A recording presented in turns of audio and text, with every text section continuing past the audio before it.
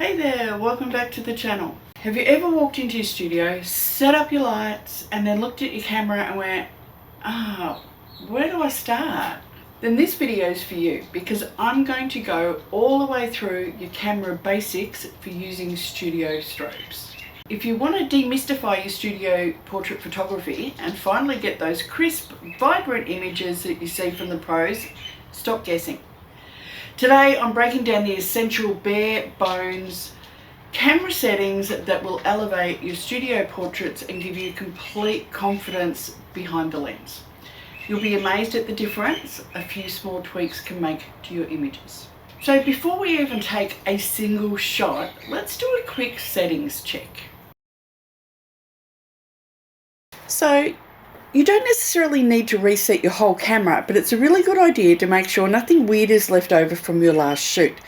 Things like ISO, white balance, drive mode can easily trip you up if they're not where you expected them to be, especially if you were out shooting something that's not related to studio portraits at all.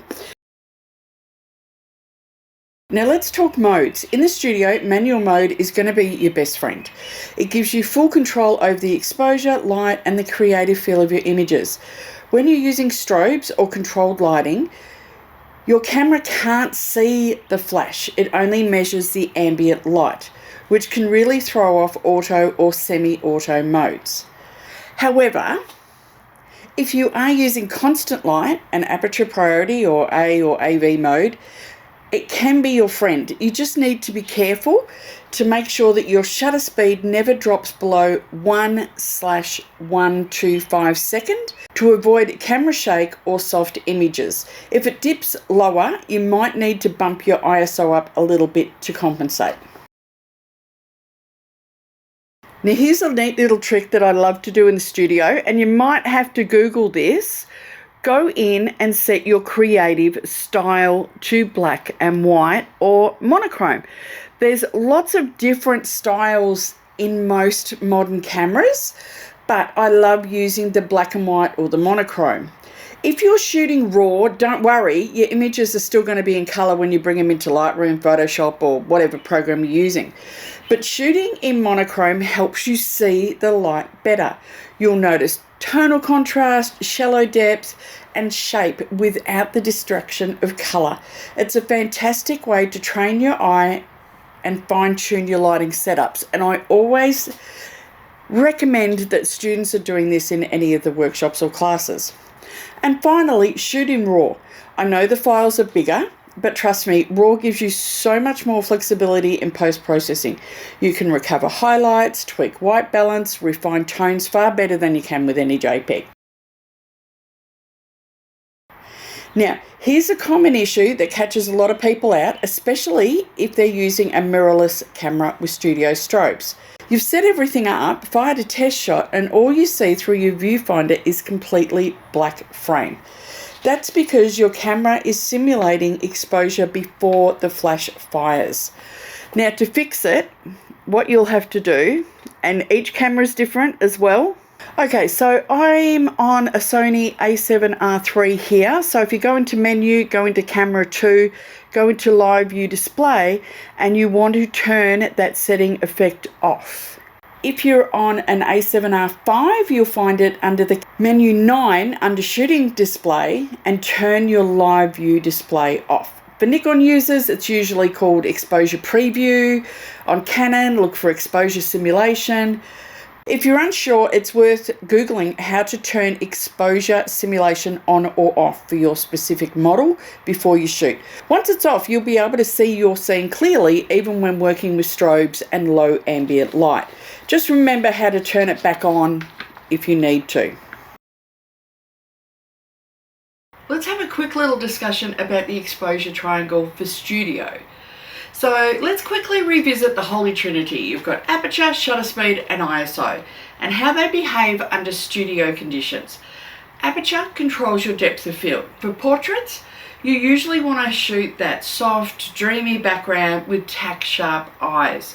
Somewhere between around f2.8 to 5.6 is a really great starting point. But here is a general rule that I use when it comes to using aperture in portraits. If you're shooting one person, then you can go for f2.8. That's fine. If you want that soft, shallow look, or if you're doing fashion portraits or beauty portraits or something like that, you might want to go to f9 for that really crisp, sharp look all the way through. For two people, your minimum aperture is going to be f4. So that's f4. For three people, you want a minimum of f9. So I went from 2.8 to f4 to f9. So I'm sort of doubling it and a little bit more every time I add a person in. Basically, double your f-stop when you add a person. Think of it that way. But honestly, you shouldn't need to go much above f11 for studio portraits. If you're out on location, then you might need to go more. But generally speaking, f11 is probably as far as you need to go in the studio. Shutter speed is all about control, especially freezing the action if you're using studio strobes. But you also have to sync with your strobes.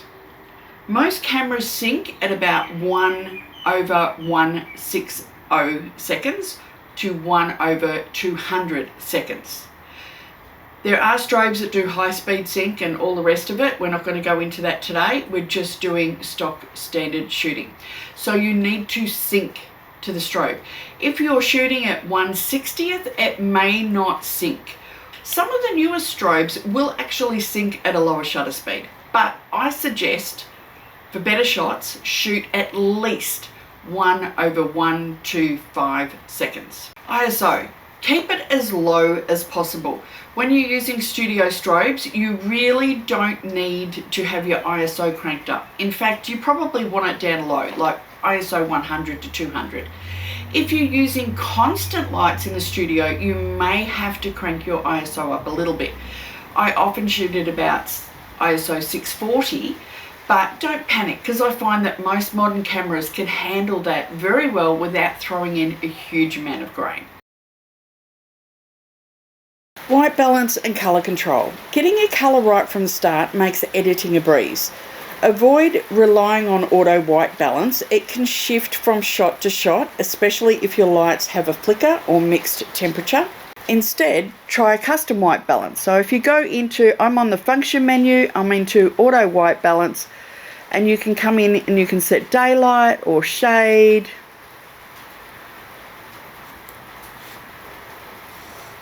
You can set your Kelvin. I like to set it at around 5600K. That gives it a good neutral starting point. But it depends on your setup. Warm it up a little if you want golden tones, or cool it down for something a little moodier. Getting this right in camera means your skin tones will stay consistent and you'll spend way less time correcting in post. However, if you are using auto white balance, consider doing a white balance or a grey card check. These are a grey and white card balance. You can set that up before your shot. I have a video on how to do this, or a blog post. I'll put that in the link below, but you can use your grey or white cards to balance it out, and it does make life a little bit easier. Focus is one of those things that can either make or break your image.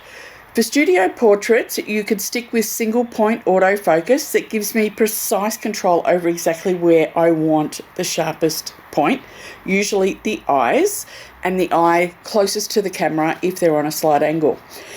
If you are using auto detection, face detection, things like that, it's brilliant for keeping your subject eyes sharp even if they move slightly. But don't be afraid to switch to manual focus if you need it, especially when you're shooting through props, glass, smokes. Sometimes autofocus can get confused, and manual gives you a little bit more precision if you need. But if you go through, you can either set it to continuous focus mode, which is what I always use on my A7R5 because it has the really, really good eye detection.